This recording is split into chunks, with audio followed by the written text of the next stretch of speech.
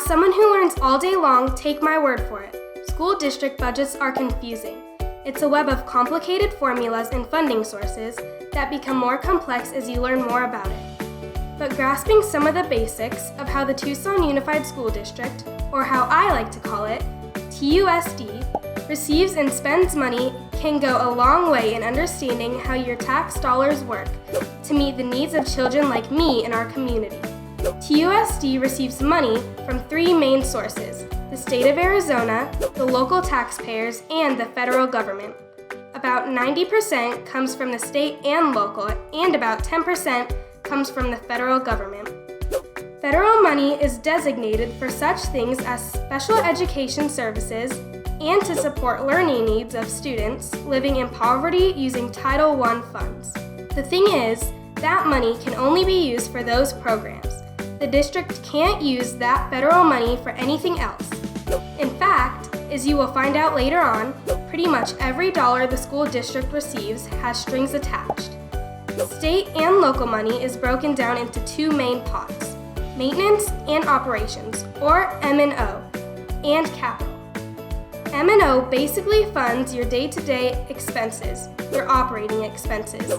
These include salaries and benefits for employees, utilities, transportation services, and general supplies. Capital expenses are for durable items such as buildings, furniture, equipment, technology, textbooks, and buses. Sadly, the state of Arizona has been cutting capital funding for school districts for several years. TUSD alone has been cut $117 million in the last 8 years. Now, say the school district would like additional money to provide a better education for its students that goes above and beyond what the state and federal government provide. They can ask their local community through an election for approval on something called a bond or an override, which is a tax on property.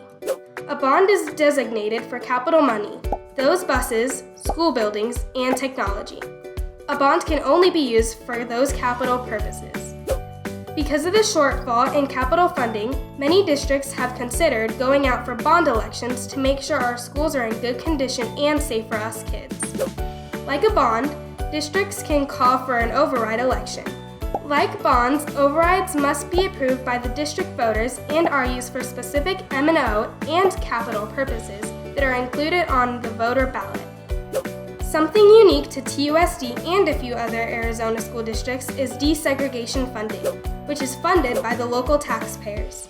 TUSD has for many years been under a court order to desegregate in order to provide equal opportunities for all children throughout the district. To do this, the district must follow a unitary status plan that specifies how it can better serve its students. Desegregation funding can only be spent as indicated on the plan. These pots of money that TUSD receives don't look the same from year to year.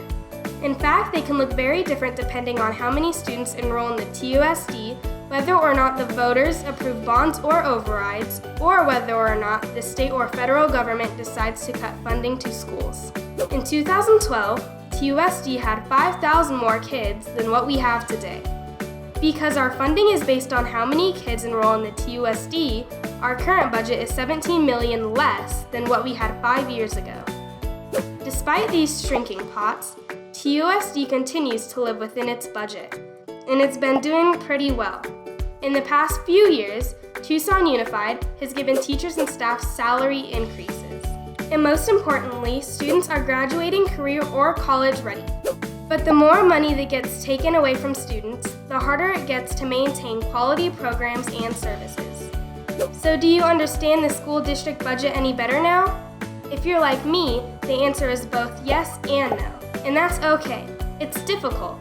To see TUSD's budget, visit our website or call us directly. We're here to help. It's your money and we want you to understand how we use it to best meet the needs of all students.